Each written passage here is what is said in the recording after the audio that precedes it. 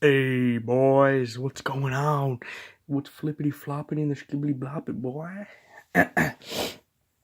So today, instead of doing the usual FNAF or something like that, I'm changing it up a little bit, and I'm doing Friday the 13th Neca, Jason Voorhees from Part 2. Now, I was just gonna get the Mezco Part 3 one, but I decided that he's getting pushed back multiple times, so why not do the part 2 Neca one that I could get for pretty cheap. I got them for like $27 at Target. Yeah, it was a pretty good deal. Okay, here we go. Get you a nice look at the figure. It's a very nice looking figure too. Lots of detail, good paint work. Quick. Lots of nice detail. He's even got the one eye. He does have multiple heads, or two heads. But mess up on the paint in the back of the neck. It's fine now. Or bag. Overalls. They're a separate piece, so you can like move them around, and they go. You have to pull them down because they loosen. Sleeves.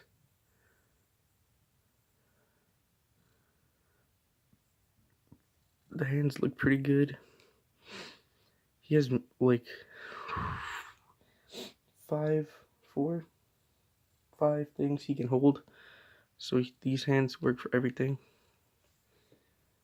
There was a little. Isn't it focusing on my boy Jason? A little scuff on the pants. Trying to get it.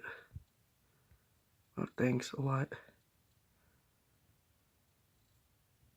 There, you can see it on the kneecap, the little scuff there. Other than that, figure came really well painted. The only one problem was with this, the right hand.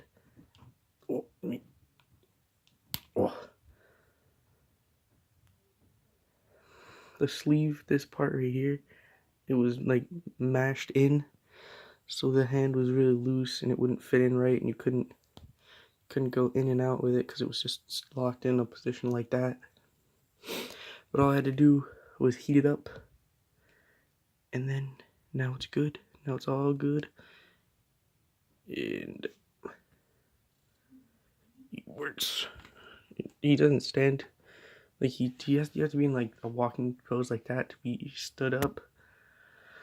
But that's usually how it is with all Neca figures. I have the Pennywise. I might do a review on him like the old one. But other than that, let's get on to the articulation. His head, it doesn't spin all the way around because of the bag. No little, like, slight movement. Spin at the shoulder. Goes just below 90. Bend at the elbow, that's just above 90. Ooh, whoopsies. Wrist that goes in that much, or up and down. And it rotates side to side a little bit. Swivels too. It's just an open hand. And at the torso, there is a crunch in the middle, and a rotation there too. This is all like a flexible material, so it doesn't get in the way. Just, I wouldn't say keep them in a pose that stretches it for long, because it could get messed up.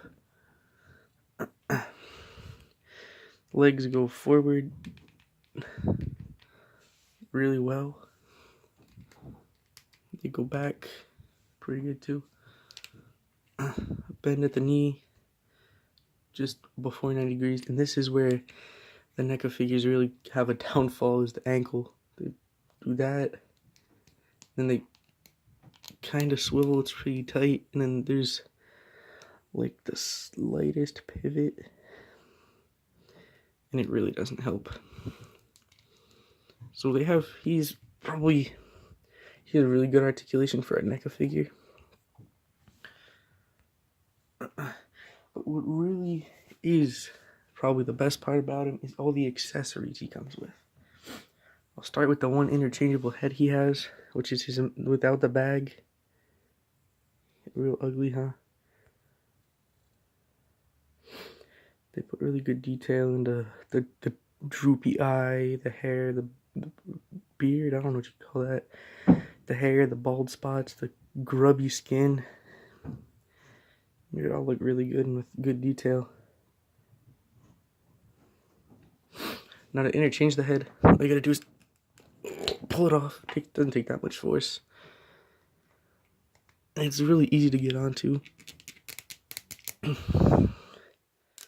See, it's on there. A little squeaky, but it's all good. This head has much better articulation. It goes all the way around. You can look up that much. Look down that much. A little bit of pivot too. Because there's no mask, it actually moves now. Looks really good. You can have him in the scene where he's like jumping through the glass, like, oh, I'm so ugly. And then he also comes with Pamela Voorhees' head. I mean, they could have made it look more accurate, but for a disgusting old rotting head, it looks good. And it's got the little, I don't know what those are, but it's got those pointing out the end. It's painted nicely. It's really detailed. It's just not too accurate. I mean, you can make him hold it or just throw it around or something. I don't know. Throw it at somebody. Then probably this is an accessory that you could use with almost any other figure is the campfire. It's a really good campfire. It's accurate, or not accurate, but it's kind of realistic. The fire is removable. You can just stick it right back. Hold it. There you go. Stick it right back on there. It's easy.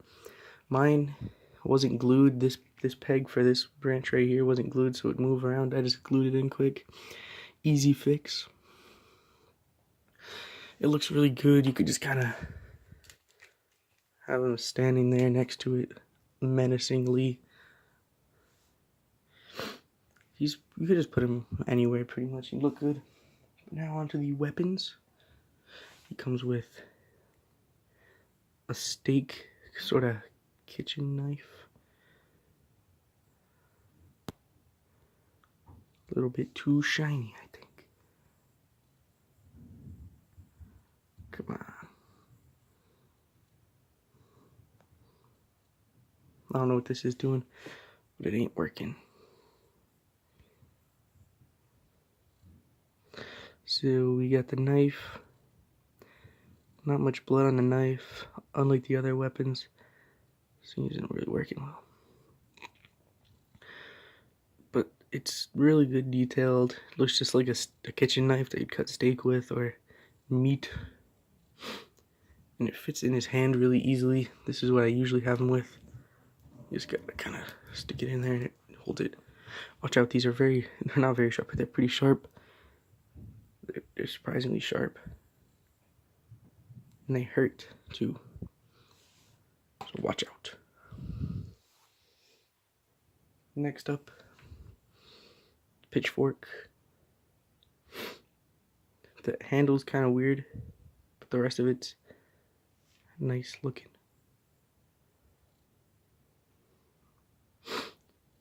This is not sharp. This is dull at the end. You won't get killed with this.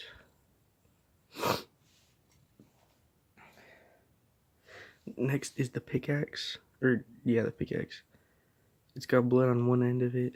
This side right here. There was a little paint rub right there. From when I first put it in his hand.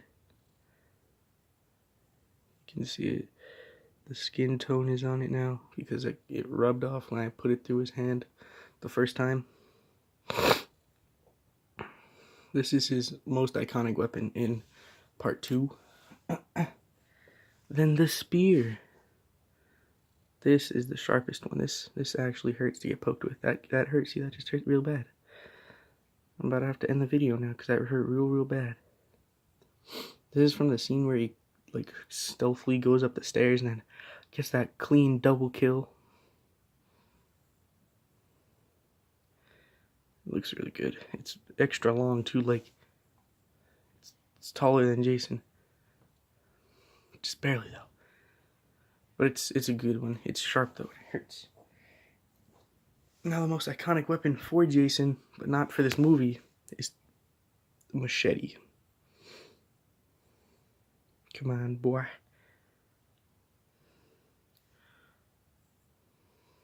This is the most bloody of the weapons. Hello. And I drop it right as it focuses. But right there, this is when he kills the one guy by smacking him in the face. Then he falls down the stairs in the wheelchair. Probably the most iconic kill in the franchise. This one is sharp at the edge right here. So, ow, ow, ow, ow, ow. He holds all the weapons really easily.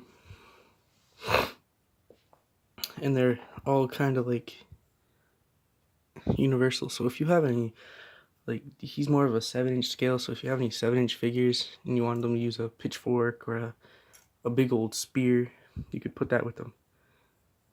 Or if you have someone that's in the forest and they need a fire or something, you could put that with them. And just before I finish, I want to go over the box. It's very good. It's like I really like the box. It's the poster for the movie, like the movie poster. Then if you open it up, the figure would be right here with the clamshell. And it's got the picture of him in a nice little pose right there, showing him off. On the back, it shows just some more poses, some product shots, and then that table. I don't know if you can get that table or not, but I want the table. And it's in the side, you can line him up. Part 2, him jumping through the window. Real cool figure, real cool. My thoughts are that it's good figure. It's worth the money if you find it for like $27 or something. And thanks for watching. Subscribe, like, and follow me on Instagram. Thank you and goodbye.